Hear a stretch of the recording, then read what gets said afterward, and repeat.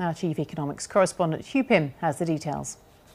It's the battle of the chancellors. A televised debate tonight will see the first big shots fired in the campaign. But for the Conservatives, George Osborne has already let off an opening salvo. The shadow chancellor set out plans for cutting the deficit and lightening the burden of Labour's planned national insurance increases for workers and employers. The re-election of a Labour government under Gordon Brown, with more debt, waste and taxes, will bring us a new recession. Labour will kill the recovery with their tax on jobs. We will cut labour waste to stop it. 7 out of 10 working people will be better off with the Conservatives. So what are the details of these Conservative tax plans for the election campaign? In the financial year which begins next month, Mr Osborne wants to save £6 billion of government spending by cutting waste to reduce the deficit. From April next year, he wants to raise the level at which people start paying national insurance. He claims that anyone earning between just over £7,000 and more than £45,000 a year would be better off than under Labour's plans. It would be paid for by another £5.6 billion worth of cuts in waste. This is cutting the amount of the rise. It's not actually an overall cut, but it's obviously making a lesser rise and concentrating that reduced take, if you like, on the lower paid and on employers.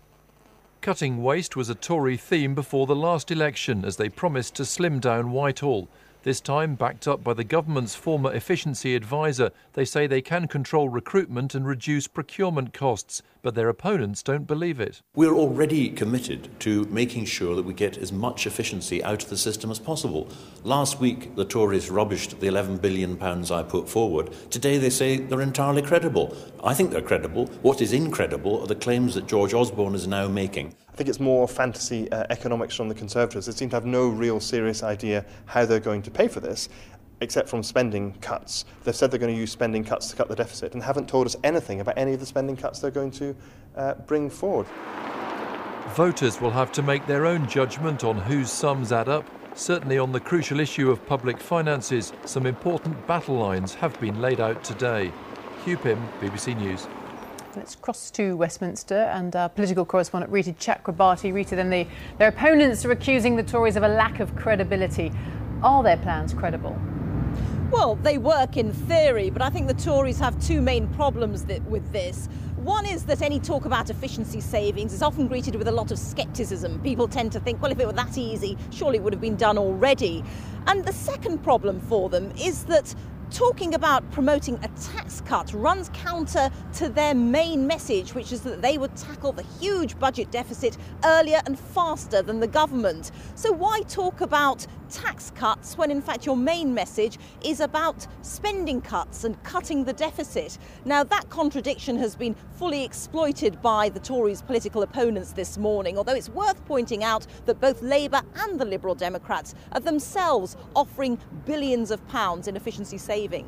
And a lot at stake, well, for all of the potential chancellors, but particularly George Osborne, I guess, in tonight's chancellors' debate.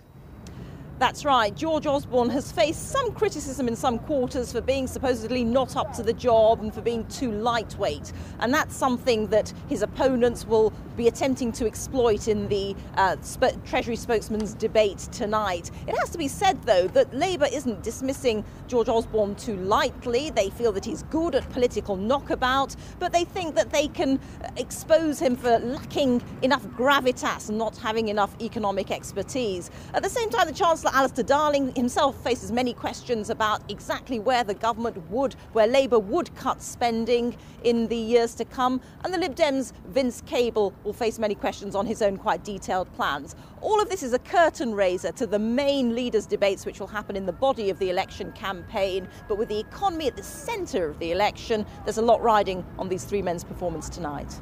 Rita, thank you.